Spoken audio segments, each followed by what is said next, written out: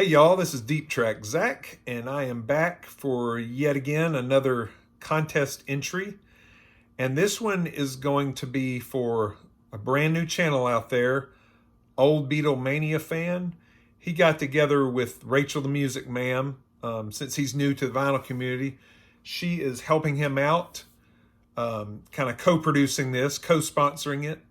But the theme of this contest is 5 from 65, and what he wants us to show is 5 albums from 1965.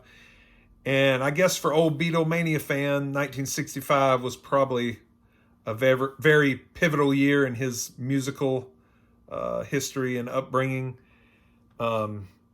Huge Beatles fan, as you can tell by his channel name.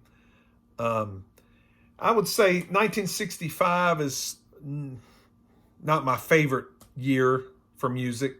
I mean, it's up there. I love the 60s and 70s, but 65 was a very pivotal year for music. There was a lot of stuff brewing and a lot of genres commingling and coming together, as I'm going to show in the first 2 or 3 albums I got here. The first one I'm going to show is the self-titled debut by the Paul Butterfield Blues Band. What a scorcher of a Chicago blues / blues rock album from Paul Butterfield and company. You got Paul Butterfield on lead vocals and harmonica, Mike Bloomfield on slide guitar, Elvin Bishop on rhythm guitar, Jerome Arnold on bass. Jerome coming out of the blues world. I mean, there's some authentic blues musicians on here, and jazz. Sam Lay on drums. He was coming out of the jazz and blues circuit. And you had Martin Naftalin on organ on some songs. Yeah, what a great album that took the rock and blues world by storm that year. It opens up with the scorching lead-off track, Born in Chicago. Then the old Elmore James song, Shake Your Moneymaker. The old Little Walter tune, Blues with a Feeling. Thank You, Mr. Poobah. That was an original written by Butterfield and Naftalin.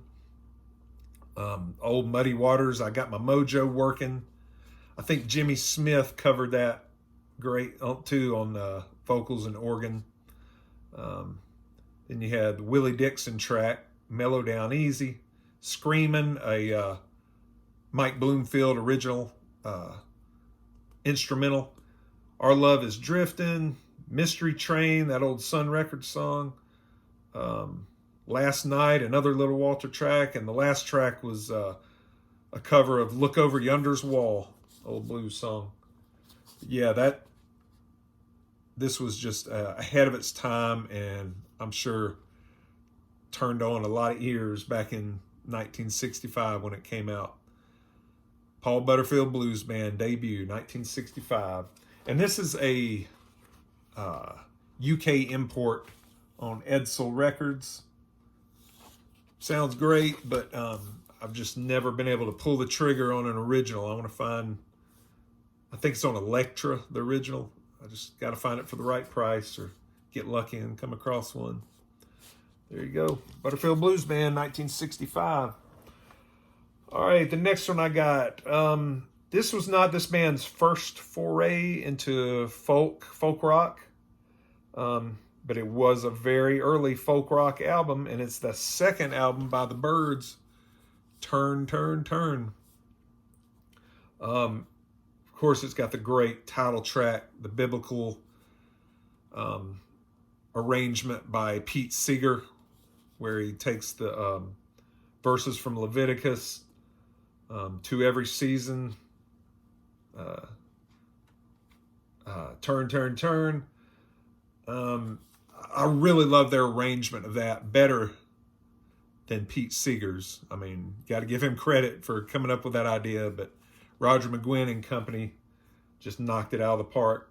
What a great song. And Gene Clark was also coming into his own as a songwriter on here with, I think he wrote It Won't Be Wrong and then Set You Free this time. That's probably my second favorite song on here after the title track. But They do a couple of Bob Dylan songs on here. Lay Down Your Weary Tune. Times They Are Changin'. Good covers of Dylan songs. The old folk song, He Was a Friend of Mine. They do a great cover of the old Porter Ragnar tune, Satisfied Mind. And Wait and See. And the last track's Oh Susanna, the old American folk tune. But yeah, this just is really a great example of a early folk rock album. And there's tinges of some country rock coming. It didn't really come on strong until Sweetheart of the Rodeo 3 years later, but Set You Free This Time kind of dabbles in that. And Satisfied Mind, of course, it's got some country rock, so it's really early country rock stuff. So yeah, that's the Byrds' second album, 1965, Turn, Turn, Turn. Let's see, I was covering up Chris Hillman there. There's Crosby, McGuinn, Gene Clark, Michael Clark, and Chris Hillman, the Byrds. All right, this third album I'm showing, this, I consider this the first folk rock album, and this is one of my favorite albums of all time, probably in my top 3, I would say. Can't quite pin down where my favorites are in 1, 2, and 3, but this is up there, and this is one of those life-changing albums. When I heard it, I said, where has this been all my life?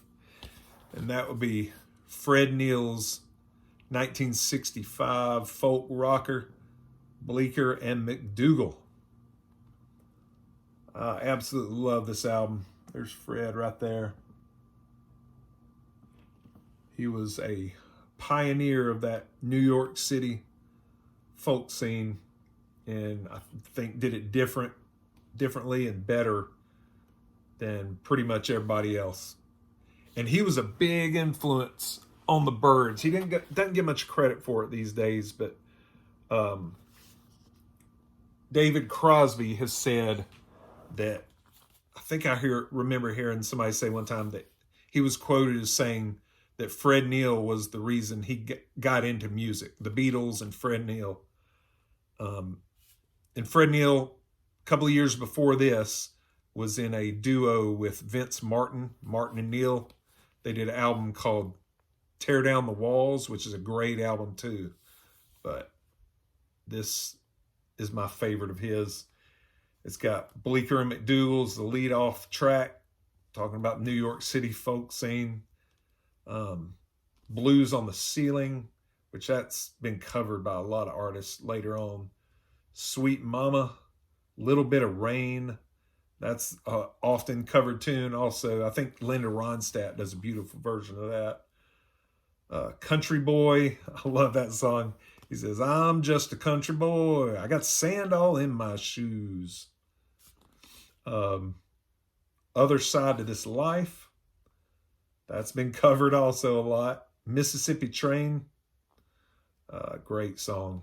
Traveling Shoes, The Water is Wide, Yonder Comes the Blues, Candyman, Handful of Gimme, and the last song, perfect ending track, Gone Again. Love this album.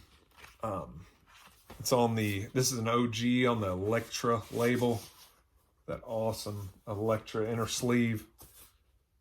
These, I don't know if y'all have ever noticed, but these sleeves are thicker and higher quality than pretty much any other inner sleeve from that time period. There's that old gold Elektra label. So yeah, that's my third example. 1965's Bleecker and McDougal by Fred Neal. If you've never heard it, check it out. All right, number 4.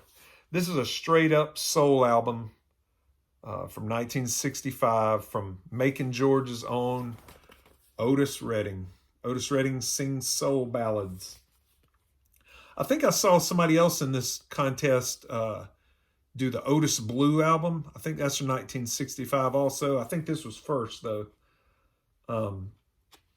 This doesn't have a whole lot of hits on it. It opens up with one of his best songs.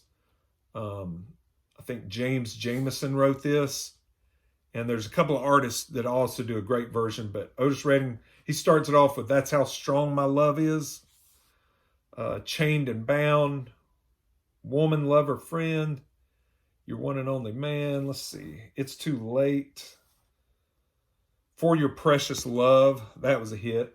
I Want to Thank You. That's a different one. It's not the Sam and Dave Thank You. Come to Me, Home in Your Heart, Keep Your Arms Around Me. And then the last track was another hit of his, Mr. Pitiful. But yeah, Otis Redding was great. I'm a Georgia boy, so I've always been proud of him. Died way, way, way too young, tragically in a plane crash up north, touring up north. But I think I heard one time that the main reason the Allman Brothers moved up from Jacksonville, Florida to Macon, Georgia to be on the music scene, other than be near Atlanta, was because they knew Otis Redding was from Macon, and his manager, Phil Walden, was from Macon also and had started or was thinking about starting Capricorn Records. I think they had some kind of connection with Phil Walden, but Phil Walden was Otis Redding's manager. And the Allman Brothers just wanted to get up to Macon and soak in some of that old Georgia soul. But yeah, that's 1965's Otis Redding Sings Soul Ballads for my 4th album. And last but not least, this is an artist and band in my eyes that gets a little underappreciated. They've just got a great catalog of music, and that would be them, Van Morrison and them. This is their 1965 album, The Angry Young Them. There's Van right in the middle. Van the Man. Doesn't have the title on the front. This is a reissue. There it is on the back. Angry Young Them. I love them. They had a lot of competition on the scene back then. The Beatles, Rolling Stones, and so on. But this is a strong album, and it opens up one of their best songs, written by Van Morrison, Mystic Eyes. It's just a great, great song, and ahead of its time for 1965, in my opinion. If You and I Could Be As Two.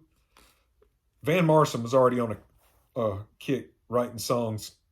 He wrote probably 3/4 of the songs on this album, and there's 14 songs on it. Little Girl, just a little bit. Gloria is on here, that was redone so many times. Shadows of Night. Jimi Hendrix redid it. The Doors had a great version. So you got Gloria, You Just Can't Win, Going Home Baby, Don't Look Back. That's a John Lee Hooker tune. I Like It Like That. That's great. Van Morrison original. I'm Gonna Dress in Black. That was a remake of a song. I don't remember the original band, but what a great version of that song, I'm Gonna Dress in Black. They do a Jimmy Reed song, Bright Lights, Big City, My Little Baby. And then the last song is a cover of Route 66. So, them, The Angry Young Them from 1965, Van Morrison and them. And that's what I'm going to close it out with. This was another fun contest. I want to thank Old Beatlemania Fan. I'm sorry I don't know his real name, but check out his channel, Old Beatlemania Fan, all one word, I think. But thanks to him for having this, and thanks to Rachel for facilitating it and helping him along, showing him the ropes. And everybody else, make an entry if you can, and good luck in the contest. I'll see you next time. Bye-bye.